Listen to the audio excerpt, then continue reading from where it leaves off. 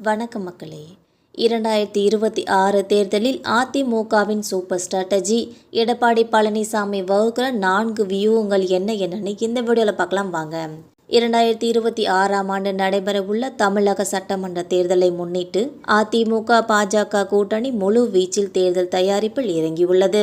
கூட்டணியில் பெரிய கட்சிகள் இன்னும் இணைக்காத நிலையில் இருந்தாலும் ஆட்சிக்கு மாற்று சக்தி என்ற எண்ணத்தில் அதிமுக தலைவர் எடப்பாடி பழனிசாமி அவர்கள் பலத்த வியூகங்களுடன் தேர்தல் களமிறங்கி உள்ளார்.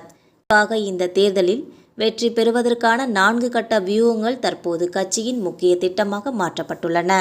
அதிமுகவின் பாரம்பரிய சக்தி மண்டலம் கொங்கு பிரதேசம், கோவை, ஈரோடு, சாலை, நாமக்கல், கரூர், திருப்பூர், பொள்ளாச்சி உள்ளிட்ட 61 தொகுதிகள் கொண்ட இந்த மண்டலத்தில் குறைந்தது 50 இடங்களை வெல்ல வேண்டும் என்ற இலக்கை இபிஎஸ் நிர்ணயம் செய்துள்ளது.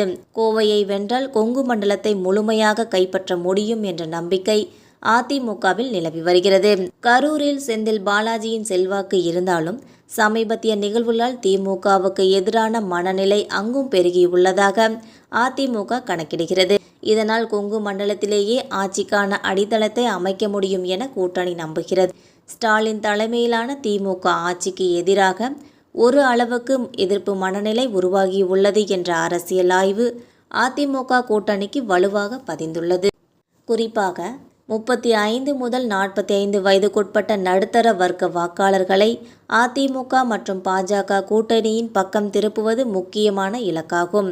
இந்த வயது வாக்காளர்களே பல தொகுதிகளில் வெற்றி தோல்வியை தீர்மானிப்பதால் திமுகவுக்கு மாற்று நாங்களே என்ற செய்தியை வலிமையாக எடுத்துச் செல்ல அதிமுக தீவிர பிரச்சாரம் செய்து வருகிறது. நாம் தமிழர் கட்சி மற்றும் விஜய் தலைமையிலான தமிழ் வெற்றி கழகத்தின் எழுச்சி திமுகவுக்கு எதிரான மாற்று அரசியல் சக்தியாக உருவாகும் வாய்ப்பு இருப்பதாக சிலர் கருதுகின்றனர். ஆனால் இபிஎஸ் தலைமையிலான அதிமுக அனுபவமுள்ள மாற்று ஆட்சி நாங்களே என்ற கருத்தை மக்களிடம் வலுவாக பதிய முயல்கிறது.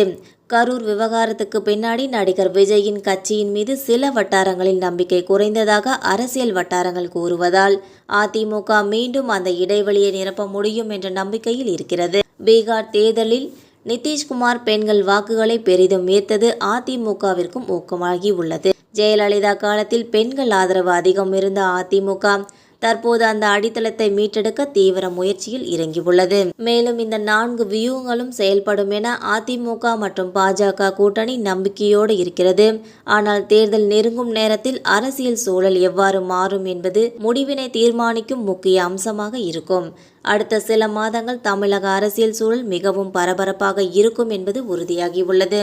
இந்த தகவல் உங்களுக்கும் பிடிச்சிருந்தா மறக்காம நம்ம சேனலை சப்ஸ்கிரைப் பண்ணி பெல் ஐகானை கிளிக் பண்ணி வச்சுக்கோங்க.